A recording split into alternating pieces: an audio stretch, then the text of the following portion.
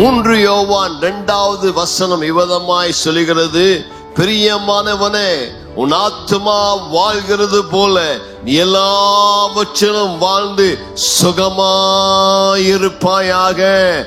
இன்றைக்கு ஆண்டவர் உங்களுக்கு தரக்கூடிய ஆசீர்வாதம், நீங்கள் சுகமாயிருப்பீர்களாக, நீங்கள் ஆரோக்கியமாயிருப்பீர்களாக, பலவீனங்கள் இயேசுவின் நாமத்தில் மாறுவதாக.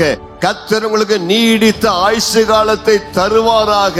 கொடிய நோய்கள் உங்களுக்கு வராமல் இருப்பதாக. சிலுவையின் இரத்தத்துக்குள் உங்களை மறைத்து பாதுகாப்பாராக.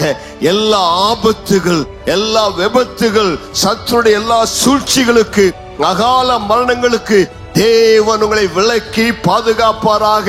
அவரே உங்களுக்கு நித்திய ஜீவனாய், அவரே உங்களுக்கு தீர்க்காயுசாய் இருந்து உங்களை பாதுகாத்து வழி நடத்துவாராக. கர்த்தருக்கு மகிமை உண்டாவதாக.